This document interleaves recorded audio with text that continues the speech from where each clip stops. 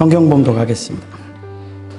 마태복음 12장 46절에서 50절입니다. 예수께서 무리에게 말씀하실 때에 그의 어머니와 동생들이 예수께 말하려고 밖에 섰더니 한 사람이 예수께 여짜오되 보소서 당신의 어머니와 동생들이 당신께 말하려고 밖에 서 있나이다 하니 말하던 사람에게 대답하되 누가 내 어머니며 내 동생들이냐 하시고 손을 내밀어 제자들을 가리켜 이르시되 나의 어머니와 나의 동생들을 보라. 누구든지 하늘에 계신 내 아버지의 뜻대로 하는 자가 내 형제요 자매요 어머니니라 하시더라. 아멘. 하나님, 오늘 하루도 저희가 모여 예배드릴 수 있게 해주심 감사드립니다.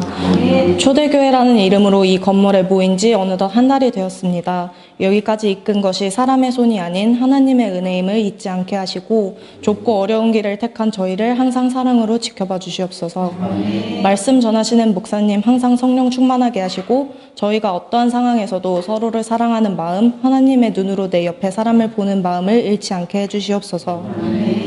사랑이 넘치는 5월을 맞이하여 야외 그릴 파티를 진행하게 되었습니다. 아이들이 웃으며 뛰어놀고 모두가 즐기는 가운데 자연 속에서 주님의 은혜를 느끼게 해주시고 또 항상 안전하도록 지켜주시옵소서.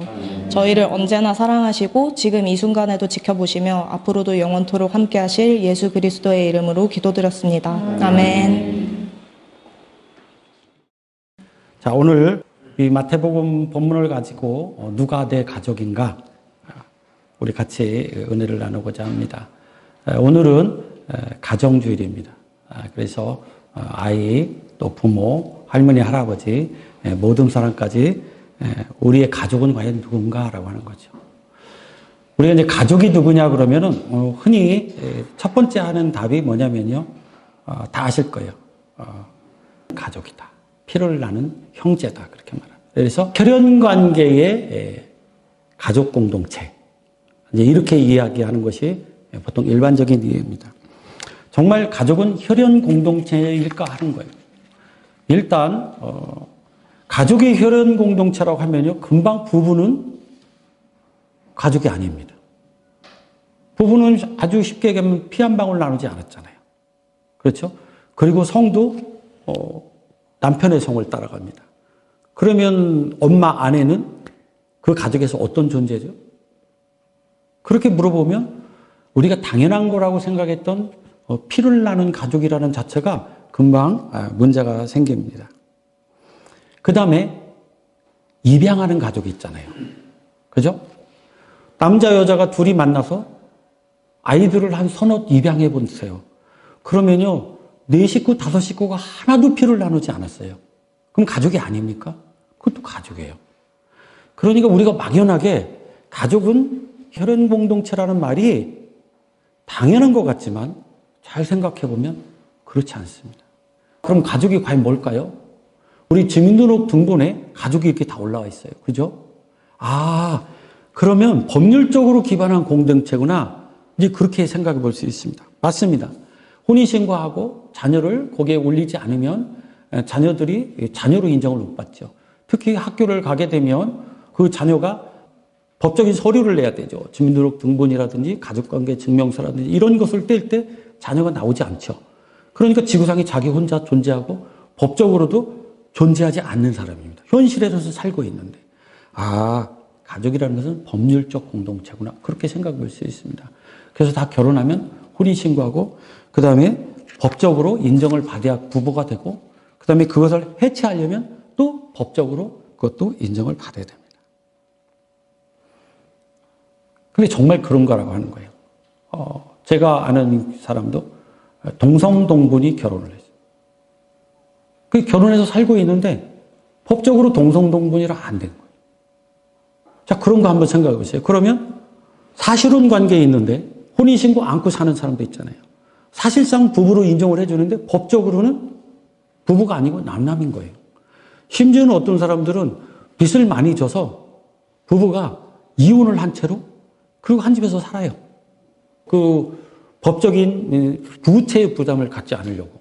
그러니까 법적으로는 이혼해서 남남인데 모든 형제 자매, 이웃 친척 친구들까지 그 집을 다 부부로 인정하잖아요.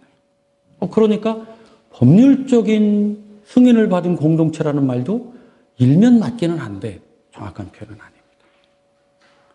우리가 그렇게 가깝다고 생각하는 가족이 과연 뭘까라고 하는 거죠. 그래서 이렇게 생각해 볼 수 있습니다. 결혼식이 되면 사람들을 많이 초청하잖아요. 그렇죠? 자기 친구들, 부모 친구들, 그 다음에 친일척, 일가 전부 다 옵니다. 그래서 사회적 승인을 받은 것이 가족이구나. 그래서 사회적 공동체라고 생각할 수도 있어요. 그렇죠? 그리고 주례하는 목사님은 항상 여러분이 결혼의 증인입니다. 이 사람들이 합법적으로 결혼할 이유가 없다면 지금 얘기하십시오. 이렇게 하는 게요. 그냥 하는 소리가 아니에요. 그것은 모든 사람이 보는 가운데 저 사람은 지금 중혼이 아니고 저 사람하고 지금 결혼이 안 한 상태에서 저 사람하고 결혼을 한다는 거죠. 그걸 주변 사람들이 다 같이 인정해 주는 거예요. 그래서 사회적 공동체라고 생각할 수 있습니다. 그런데 서양 같은 데는요, 둘이 주례 목사하고 또는 신랑의 증인 둘, 신부의 증인 둘, 신랑, 신부, 주례 목사 7명만 있으면 결혼이 성립이 됩니다. 심지어는 주례 목사와 신랑, 신부 3명만 있어도 결혼이 승인되는 곳이 있습니다. 어떻게 보면 이제 법적 공동체로서는 되지만 사회적 승인을 받는 공동체로서는 굉장히 결격사유가 있죠. 그래서 내가 최초로 주례를 쓴 게 제가 35살 때 주례를 섰는데 그때 신랑이 34살이었습니다. 정말 웃기죠? 주례나 신랑이나 같이 늙어가는 처지에. 그래서 제가 이렇게 신랑이 입장하는데 신랑이나 주례나 똑같습니다 해가지고 사람들이 빵 터진 다음에 그 결혼식이 처음부터 끝까지 웃음으로 진행된 적이 있습니다. 그런데요, 교회에서 결혼하고 그 다음에 시청에 가가지고 거기 있는 주례 목사님과 증인들 둘씩 가서 7명이 결혼해서 혼인신고를 하고요. 그리고 방학 때 한국에 와가지고 부모님들 모시고 친지들 모시고 또 한국에서 결혼을 했습니다. 그래서 돌아와가지고는 내가 결혼을 3번 한 사람입니다 하면서 항상 자랑하고 있었는데 이런 걸 보면 사회적 승인이 중요하다는 거죠. 그런데요, 부모의 반대로 막 둘이 도망가서 사는 경우도 있고 그렇잖아요. 그 다음에 아까 말한 대로 사실혼 관계도 있고 그런 걸 보면 사실상 부부와 자녀로 살기는 살지만 사회적 승인이 안 된 그런 가족은 또 있다는 말입니다. 자, 그렇게 보면요, 피를 나눈 것도 아니고 법률적으로 인정된 것도 아니고 사회적으로 승인받은 것도 아니지만 또 각각은 그럴 만한 이유는 또 있어요. 정확하지는 않은 거예요. 도대체 우리가 알고 있는 가족이 뭘까요? 예수님이 오늘 기독교적인 가족이 뭔지를 얘기해 주십니다. 예수님은 혈연, 법률, 사회적 승인 그런 거 얘기하지 않으셨어요. 우리가 너무나 당연하다고 생각했던 것이 예수님은 아니라고 보신 거예요. 가족은 뭐냐면 하나님 뜻대로 사는 사람이다. 하나님 뜻대로. 이게 우리 기독교의 가족의 핵심입니다. 하나님 뜻대로. 그럼 하나님 뜻대로 산다는 것은 무엇을 의미합니까? 물론 1차적으로는 같이 교회를 다니고 신앙을 가진 사람이라고 얘기할 수 있습니다. 근데 그보다 더 높은 차원의 문제가 있습니다. 하나님 뜻대로 산다고 하는 말은요, 의미와 가치를 공유하느냐는 문제입니다. 같이 교회를 다녀도요, 의미와 가치가 다르면 전혀 남과 다를 바가 없는 경우도 있습니다. 엄밀한 의미에서는 가족이 아니라는 거예요.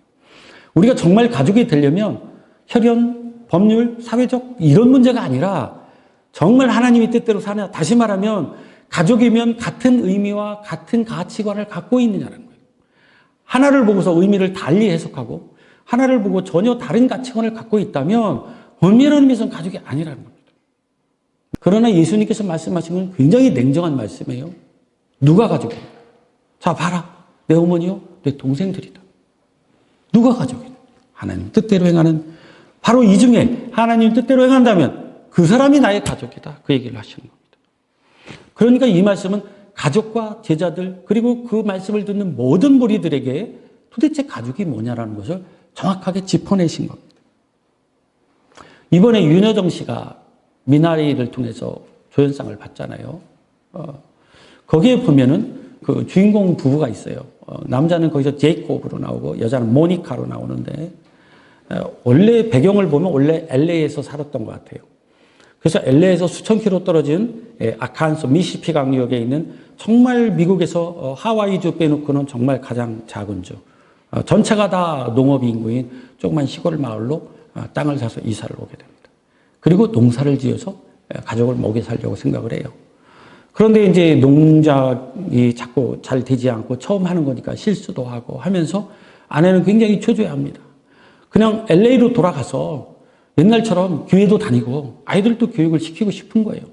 근데 남편은 이것이 우리 가족을 위해서 하는 거라고, 그리고 나는 여기에서 내가 모든 것을 다 투자해서 이 농사일을 일으켜 세워보겠나라고 각오를 합니다. 그런데 아내는 다른 거예요. 우리 그냥 LA로 갑시다. 당신이 안 간다면 나는 애들을 데리고 LA로 갈 거야. 그때 남편은 그러면 당신의 결정은 그렇다면 나는 여기에 남을 거야.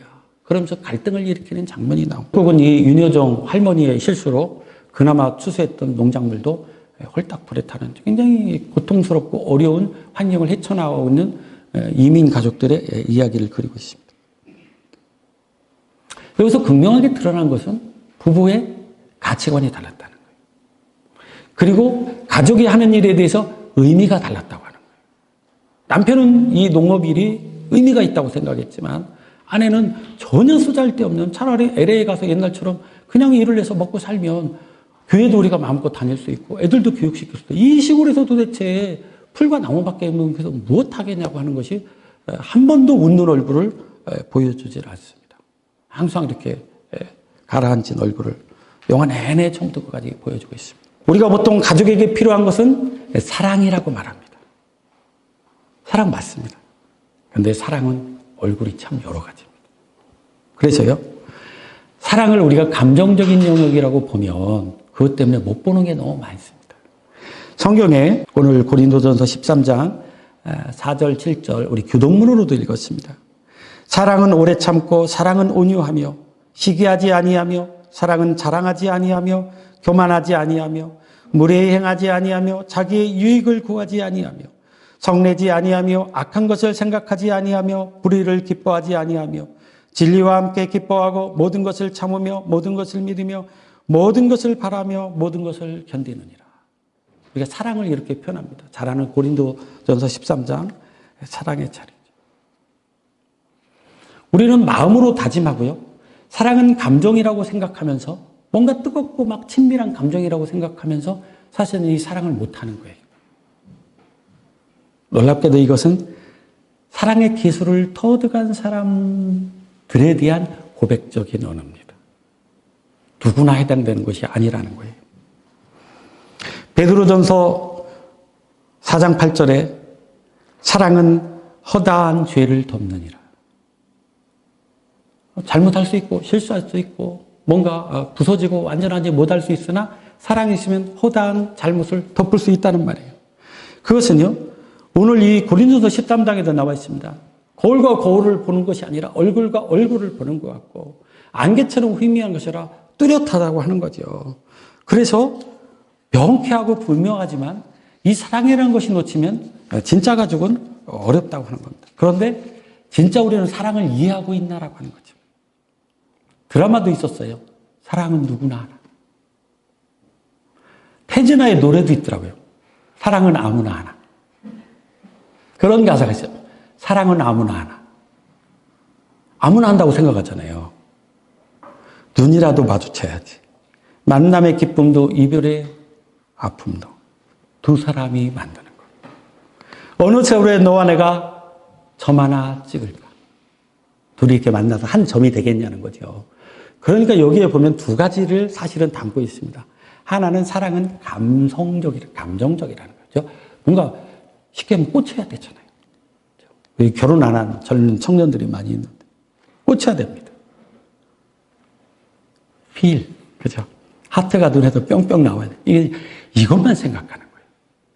그래서 우리는 사랑을 못 하는 거예요. 우리 이제 결혼한 지 20년 차, 30년 차 되신 분들은 사랑이 뭐라고 생각하세요? 하트 뿅뿅? 그냥 그런 사람? 있으면 괜찮고 없으면 심심한? 뭐 어떻게 생각하십니까? 놀라운 건요, 사랑은 누구나 마음 먹으면 할 수 있다는 데서부터 잘못됩니다. 이게 착각입니다. 마음 먹어도 안 됩니다. 그래서 사랑할 준비는 안 돼 있으나 결혼을 하겠다고 덤비는 경우가 많죠.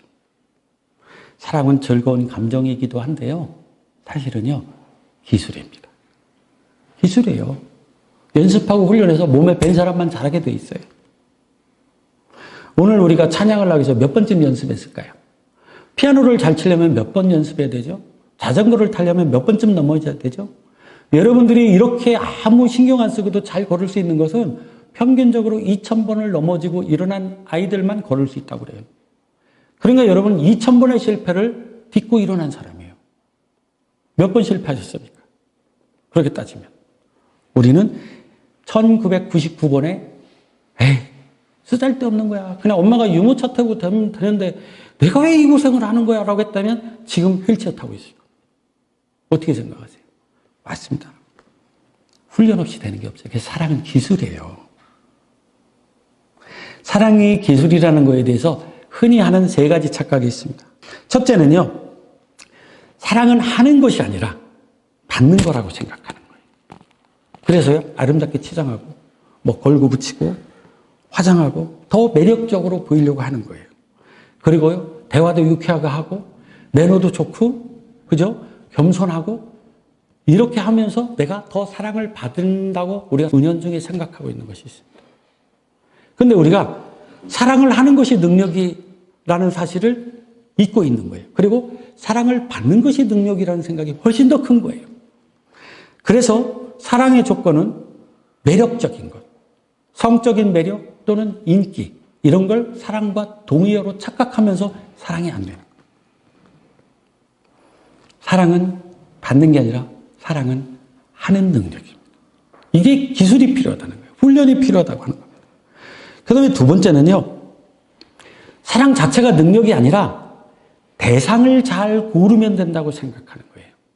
그래서 사랑할 사람들을 열심히 찾습니다. 사랑할 사람을 찾는 노력과 내가 사랑할 능력이 되는 그런 것을 훈련한 것은 얼마 됐는지 비교해보면 아마 99대 1 정도 될까요? 여러분 어떻게 생각하세요? 여러분 사랑을 하기 위한 훈련을 얼마나 하셨습니까?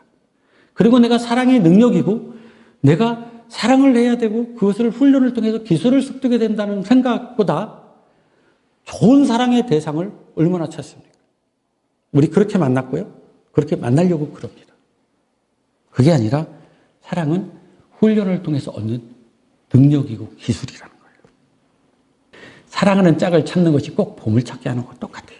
대박 터지면 이따 보세요. 막 좋아할 것이고 아닌데 그러면은 벌써 없던 것이 생겼는데도 그게 별로 눈에 안 차.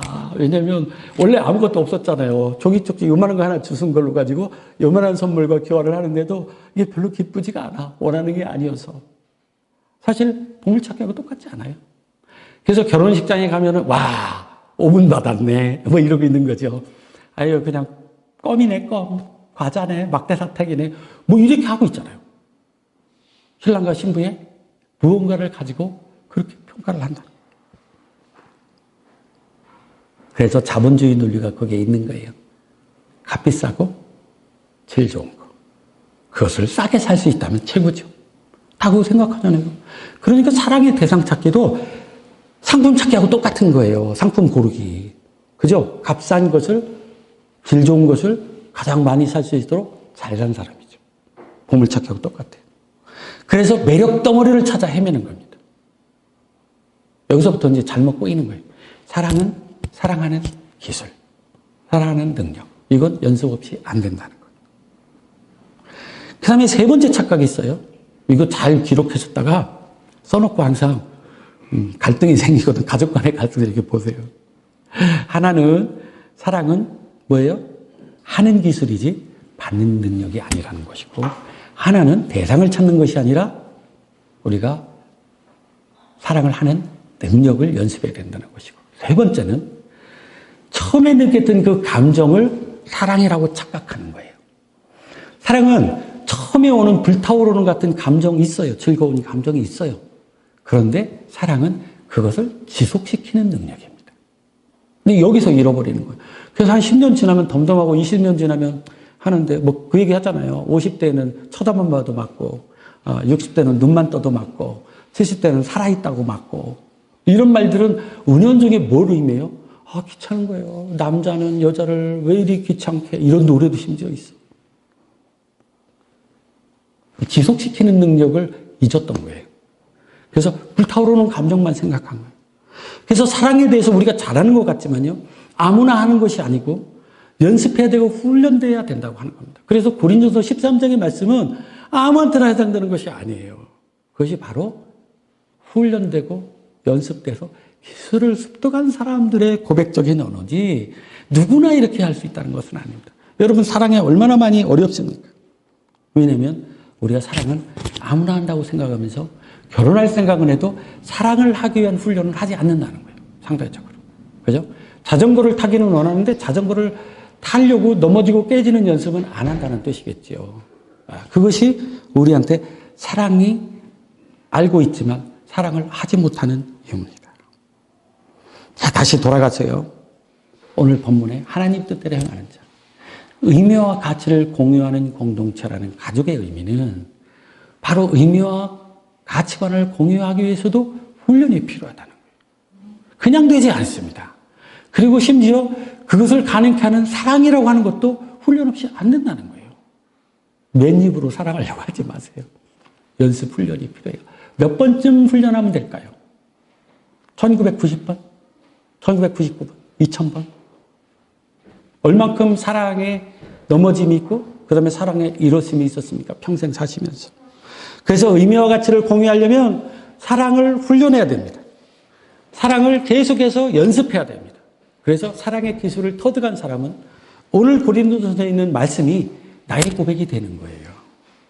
그래서 결혼을 앞둔 청년들은 사랑의 대상을 찾지 말고 사랑하는 능력을 키우십시오.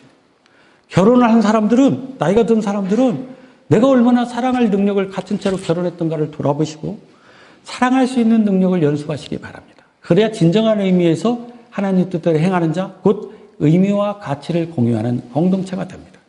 우리가 생각하는 혈연, 법률, 사회적 의미에서의 가족보다 더 중요한 것은 하나님 뜻, 다시 말하면 하나님이 바라는 가치관, 하나님이 바라는 의미를 찾아서 갇힌 곳을 바라보고 나가는 그것을 가족이라고 얘기할 수 있다 그 말입니다. 사랑하는 여러분, 가정주의를 맞이해서 여러분의 가정에 진정한 가족으로 거듭나기를 원합니다. 하나님의 이름으로 축복합니다. 여러분의 가족이 사랑을 연습하는 곳이 되기를 바랍니다. 사랑의 대상을 잘 만났다 잘못 만났다 판단하지 말고 내가 얼마나 사랑할 만한 사람이었는지를 돌아보시길 바랍니다. 그래서 사랑하는 가족들과 더불어 정말 찬란한 5월을 보내시기를 주님의 이름으로 축원합니다. 잠깐 기도하시겠습니다. 하나님, 사랑은 아무나 하는 줄 알고 멋모르고 덤볐던 이 사랑의 과정에서 우리를 보게 하시고 듣게 하셨으니 연단하게 하시고 훈련하게 하셔서 사랑할 수 있는 기술을 습득한 자로 하나님 앞에 서게 되기를 원하나이다. 우리에게 사랑할 수 있는 마음을 주셔서 우리의 눈과 귀를 열어주셔서 하나님의 뜻과 하나님의 의미를 공유하는 가족으로 날마다 거듭나도록 기도하며 애쓰며 사랑을 훈련하는 훈련장이 되도록 날마다 우리를 이끌어 주시옵소서. 우리 초대교회도 사랑의 훈련장이 되게 하여 주시옵소서. 서로가 사랑에 연습하는 곳이 되게 하셔서 사랑의 기술을 습득한 사람들이 사랑을 나누며 베풀며 받으며 살게 하시옵소서. 감사하며 예수님의 이름으로 기도합니다. 아멘.